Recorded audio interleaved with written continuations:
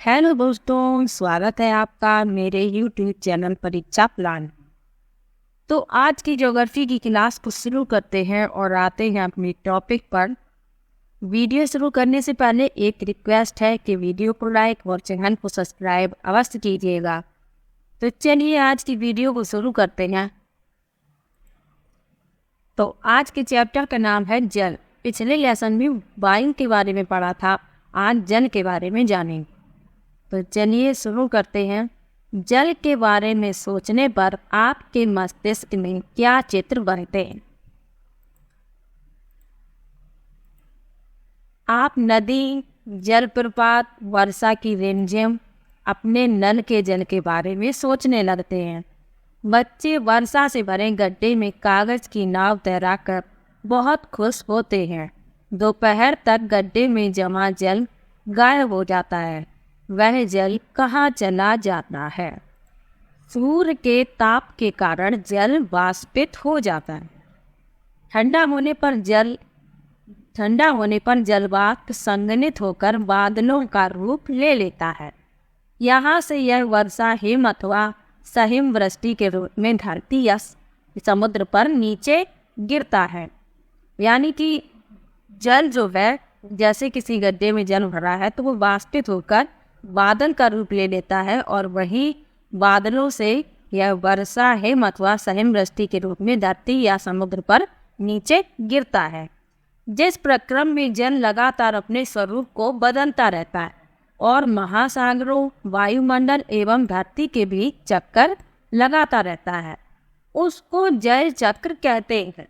यानी पानी इकट्ठा हुआ, फिर वाष्पित होकर बादल बने और बादल बनकर फिर बूंदों के रूप में जल पृथ्वी पर वापस आ गया। यानी यह जो जल है लगातार अपने स्वरूप को बदलता रहता है और महासागरों, वायुमंडल एवं धरती के बीच में चक्कर लगाता रहता है, तो उसको क्या कहते हैं? जल चक्र कहते हैं। हमारी पृथ्वी थलशाला के समान है। जो जल शताब्दियों पूर्व उपस्थित था वह आज भी मौजूद। जिस जल का प्रयोग आज हम हरियाणा के खेत में सिंचाई के लिए कर रहे हैं, हो सकता है कि वह सैकड़ों वर्ष पहले अमेजन नदी में बहता हो।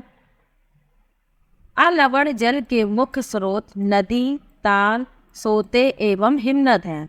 महासागरों एवं समुद्रों का जल लवणीय होता है। यानी जो महासागर और समुद्र है उनका जल जो है वो पीने योग्य या किसी भी काम में प्रयोग करने योग्य नहीं है, क्योंकि वह जल खारा है।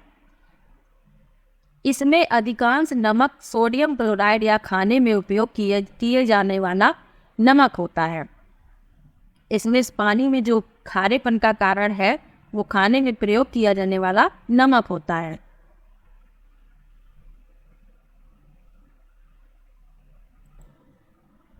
अब लवणता के बारे में जान लीजिए। यहाँ लिखा है क्या आप जानते हैं, तो इसमें महत्वपूर्ण बातें लिखी होती हैं, तो ये भी जान लेते हैं। लवणता 1000 ग्राम जल में मौजूद नमक की मात्रा होती है। महासागर की औसत लवणता 35 भाग प्रति 1000 ग्राम है, याद रखिएगा। अब जल का वितरण देख लेते हैं। हम सभी जानते हैं कि पृथ्वी की सतह का 3/4 भाग जल से ढका है। यानी 3/4 जो भाग है पृथ्वी का वो जल से ढका हुआ है, इसीलिए पृथ्वी को नीला ग्रह कहते हैं। यदि धरती पर थल की अपेक्षा जल अधिक है तो अनेक देशों में जल की कमी का सामना क्यों करना पड़ता है? क्या पृथ्वी पर मौजूद संपूर्ण जल हमारे लिए उपलब्ध है? निम्नलिखित तालिका में जल वितरण का प्रतिशत दिया गया है, तो यहाँ पे प्रतिशत दिया। महासागर में जल जो है 97.3% है। बर्फ छत्रक में 2%। भूमिगत जल कितना है? 0.68%। झीलों का अलवण जल है 0.009%। स्थलीय समुद्र एवं नमकीन झीलों में कितना जल है? 0.009%। वायुमंडल में 0.0019% और नदियों में 0.0001%। ये जल का वितरण है इस प्रकार से। तो सबसे ज़्यादा जो जल है वो महासागरों में है लेकिन ये जो जल जो है खारा है। यहाँ भी कुछ इम्पोर्टेंट लिखा है, इजराइल के मृत सागर में 340 ग्राम प्रति लीटर लवणता होती है। तैराक इसमें प्लव कर सकते हैं क्योंकि नमक की अधिकता इसे सघन बना देती है, यानी तैराक जो है बहुत ही आराम से इसमें तैर सकते हैं। आगे लिखा है, जीवन के लिए जल अत्यधिक आवश्यक है। प्यासे होने पर केवल जल ही हमारी प्यास बुझा सकता है। ऐसे में आपको क्या ऐसा नहीं लगता कि लापरवाही से जल का उपयोग करने पर हम बहुमूल्य संसाधन को बर्बाद करते हैं।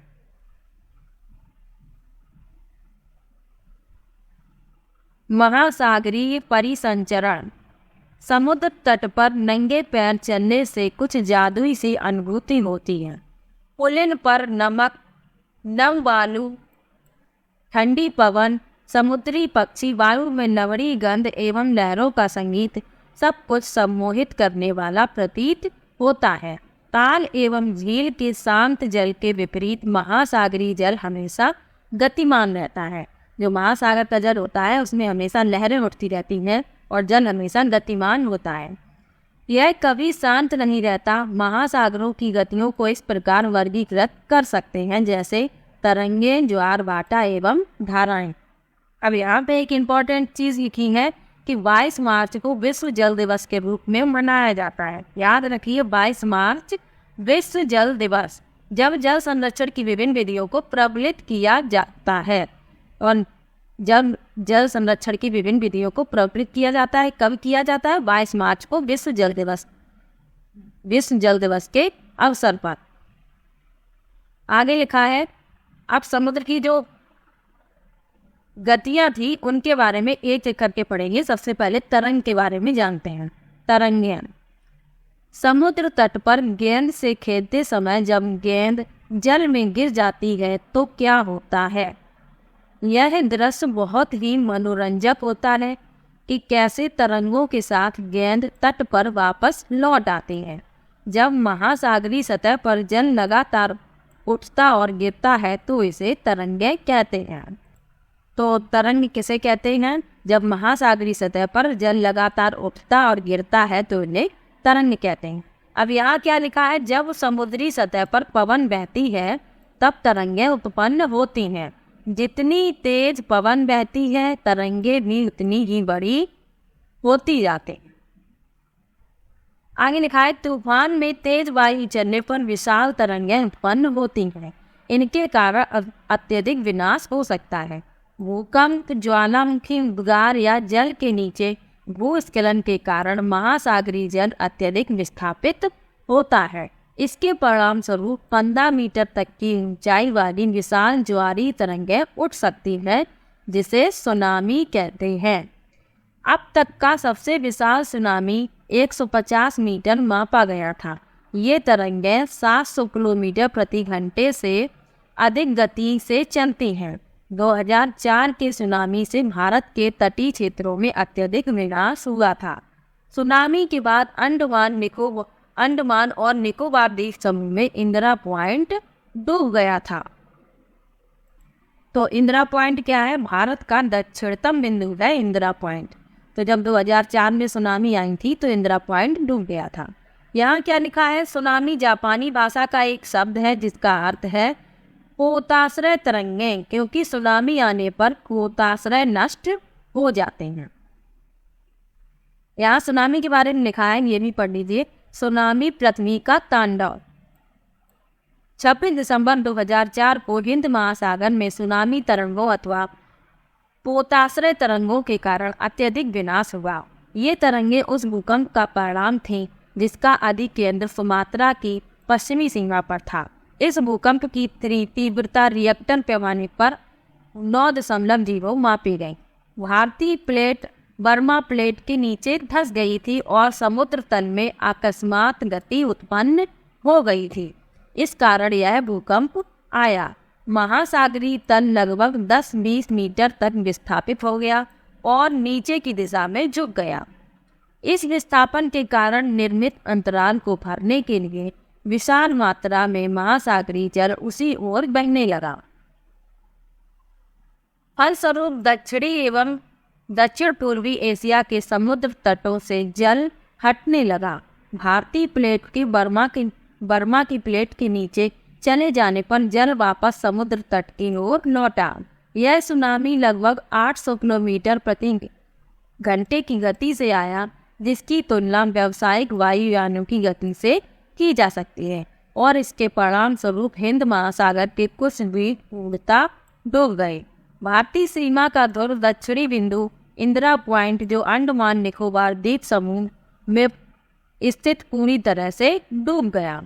जब सुमात्रा में भूकंप के अधिकेंद्र से तरंगें सुमात्रा की तरफ से अंडमान द्वीप समूह एवं श्रीलंका की ओर बढ़ी, तरंगों की लंबाई कम हो गई। जल की गहराई भी कम होने के साथ साथ इनकी गति 700 से 900 किलोमीटर प्रति घंटे से 70 किलोमीटर प्रति घंटे तक कम हो गई। समुद्र तट से सुनामी तरंगें 3 किलोमीटर तक की गहराई तक गईं, जिसके फलस्वरूप 10,000 से भी अधिक लोगों की मृत्यु हो गई और 1 लाख से अधिक घर प्रभावित हुए। भारत में आंध्र प्रदेश के तटीय प्रदेश, तमिलनाडु, केरल, पुदुचेरी तथा अंडमान निकोबार द्वीप समूह सर्वाधिक प्रभावित हुए। यानी भारत के जो तटीय प्रदेश थे उनमें बहुत ही ज़्यादा हानि हुई और कितने 10,000 से भी अधिक लोगों की मृत्यु हो गई। यद्यपि पहले से भूकंप का अनुमान लगाना संभव नहीं है, फिर भी बड़ी सुनामी के संकेत 3 घंटे पहले मिल सकते हैं। प्रशांत महासागर में प्राथमिक चेतावनी की ऐसी प्रणालियाँ क्रियाशील हैं, लेकिन हिंद महासागर में ये सुविधाएं नहीं है। प्रशांत महासागर की तुलना में हिंद महासागर में सुनामी कभी कभी ही आती है, क्योंकि यहाँ भूकंपी क्रिया बहुत कम होती है।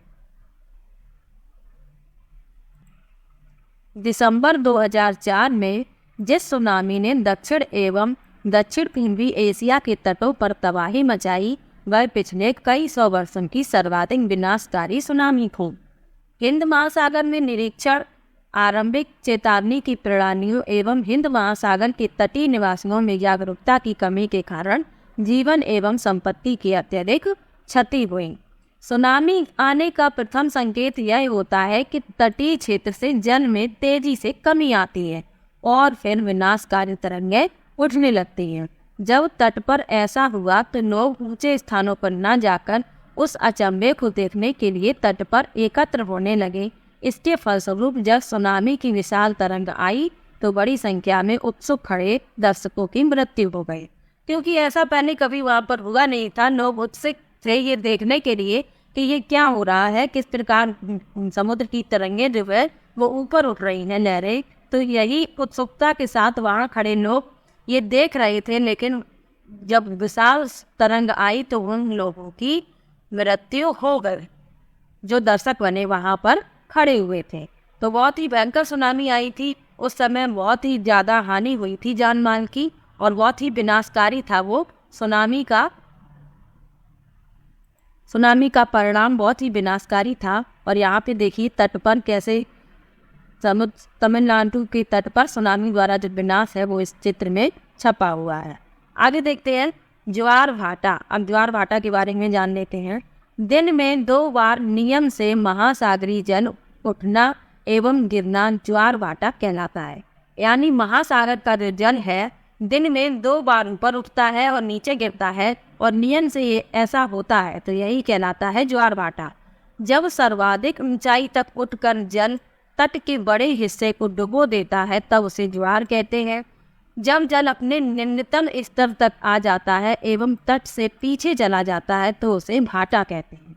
यानी जब जल ऊपर उठता है और समुद्र अपने जो तट है तट के बड़े हिस्से को डुबो दे तो उसे ज्वार कहते हैं, और जब जल अपने निम्नतम स्तर पर आ जाता है और तट से पीछे चला जाता है तो उसे भाटा कहते हैं।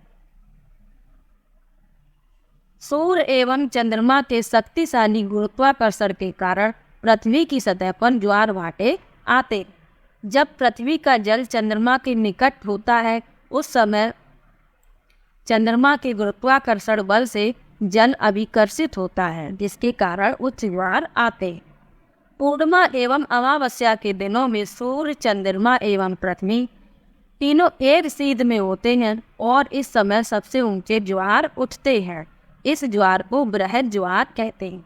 कब आता है ये? पूर्णिमा एवं अमावस्या के दिन, जब सूर्य, चंद्रमा और पृथ्वी तीनों एक सीध में होते हैं।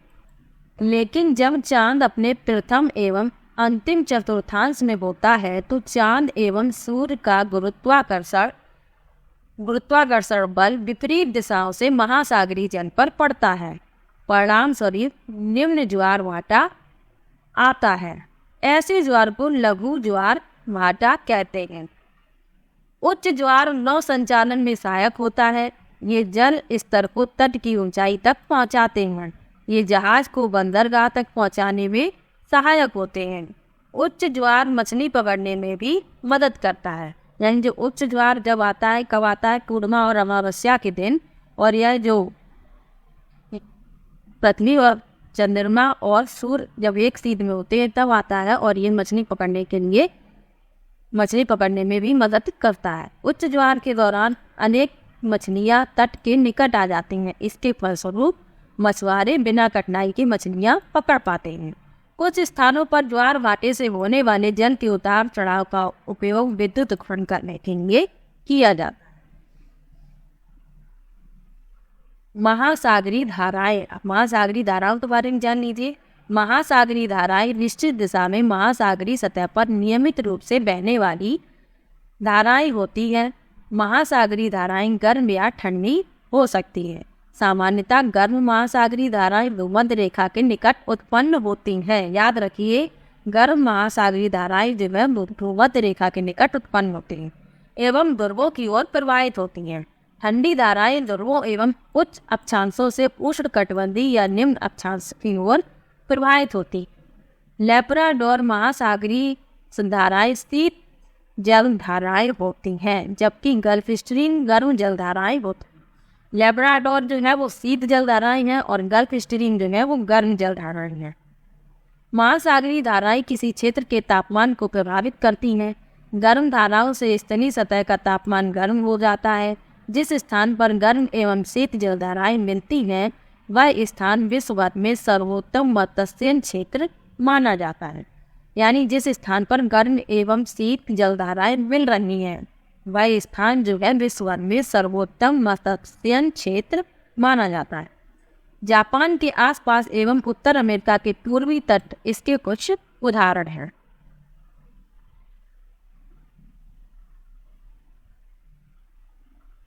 जहाँ गर्म एवं ठंडी जलधाराएं मिलती हैं वहाँ कोहरे वाला मौसम बनता है।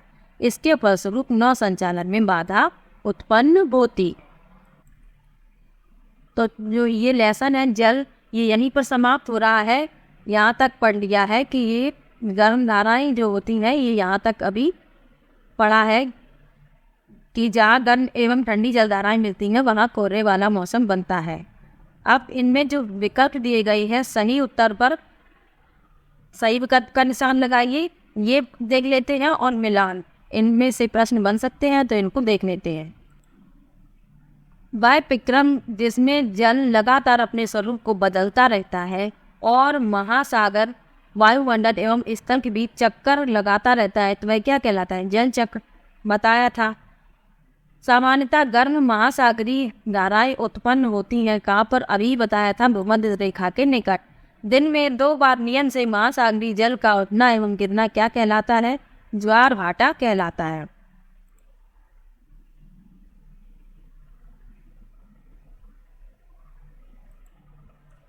कैस्पियन सागर जो है वो इसमें मिलान करना है तो मिलान देख लेते हैं।